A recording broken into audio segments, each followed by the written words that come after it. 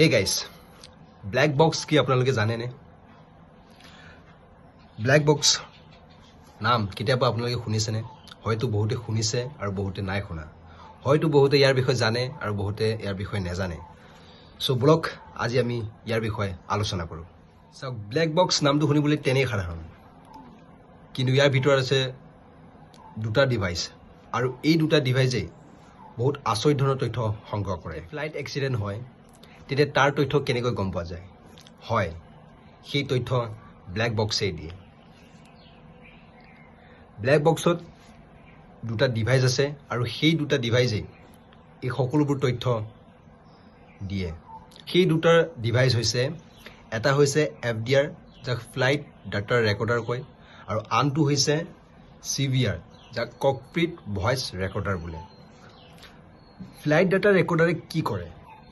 তাৰ কাম কি?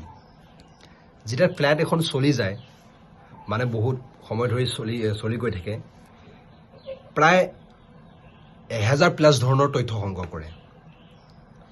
যেনে ধৰক গতি, উষ্ণতা, দিশ, ইঞ্জিনৰ অৱস্থা, অটো পাইলটৰ অন আৰু অফ, ব্ৰেক বা লেণ্ডিঙৰ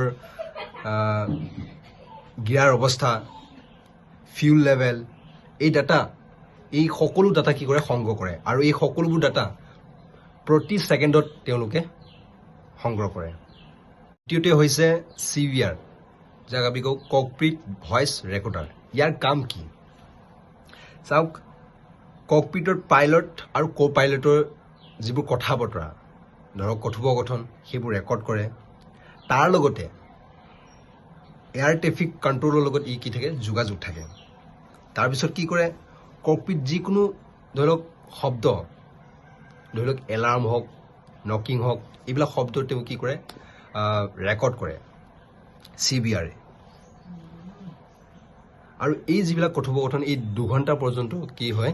ৰেকৰ্ড কৰে। তাৰপিছত ক্ৰমান্বয়ে যেতিয়া নতুন তথ্য আহে, তেতিয়াহ'লে পুৰণা তথ্যবোৰ কি হৈ যায়? ডিলিট হৈ যায়। ই হৈছে ক্ৰাছ প্ৰুফ। ই কি কৰে? অত্যাধিক তাপ সহ্য কৰিব পাৰে। ঠিক আছে। আৰু ই হৈছে ৱাটাৰ প্ৰুফ। যদি পানীটো আপুনি ডুবাই দিয়ে, তেনেহ'লে পানীটো ই কি কৰিব?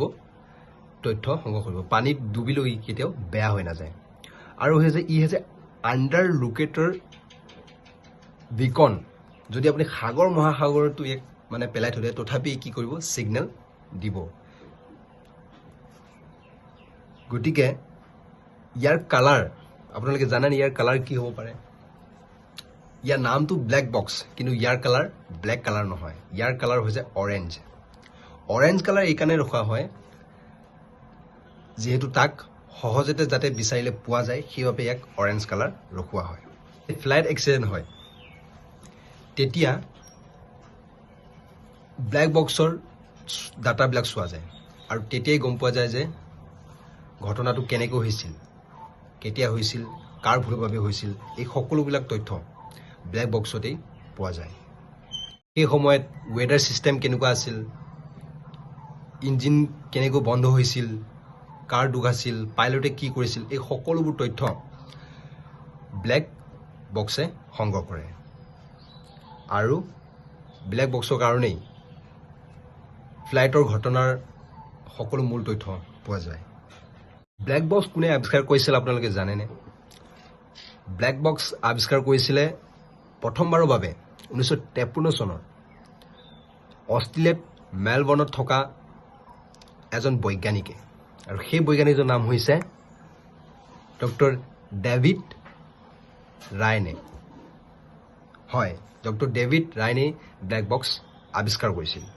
অষ্ট্ৰেলিয়াত এই ডিভাইচটো, এই ব্ল্যাক বক্সটো বিষয়ে কি কৰিছিল? বিৰোধ কৰিছিল। আৰু সেইবাবে 1958 চনত এই ৰায়নে ব্ৰিটেইনলৈ লৈ গৈছিল, আৰু ব্ৰিটেইনত লৈ গৈ পৰীক্ষা নিৰীক্ষা কৰিছিল, আৰু কি কৰিছিল? এই ফ্লাইটৰ যিটো ব্ল্যাক বক্স লগাই ফ্লাইটত, আৰু সেইটো তেতিয়া কি হৈছিলে? সুদৃঢ়ভাৱে কামটো সম্পূৰ্ণ হৈছিল। তাৰপিছত যেতিয়া 1960 চনত অষ্ট্ৰেলিয়াত মাৰ্কিউৰী বিমানখন যেতিয়া দুৰ্ঘটনা হৈছিল, তেতিয়া এই যন্ত্ৰবোৰ বাণিজ্যিকভাৱে, যিবোৰ বাণিজ্যিক বিমান আছে, সেই বিমানখনত বাধ্যতামূলকভাৱে এই ডিভাইচটো লগোৱা হৈছিল আৰু এই ডিভাইচটো লগাইছিল প্ৰথমখন দেশ হৈছে অষ্ট্ৰেলিয়া তো ভিডিঅ'টো কেনেকুৱা পালে যদি ভিডিঅ'টো ভাল পালে তেনেহ'লে লাইক শ্বেয়াৰ কমেণ্ট কৰিবলৈ নাপাহৰিব আৰু মোৰ ইউটিউব চেনেলটো ছাবস্ক্ৰাইব কৰিবলৈ নাপাহৰিব আগলৈ এনেকুৱা ইনফৰ্মেটিভ ভিডিঅ' লৈ আহিম আজিলৈ বাই বাই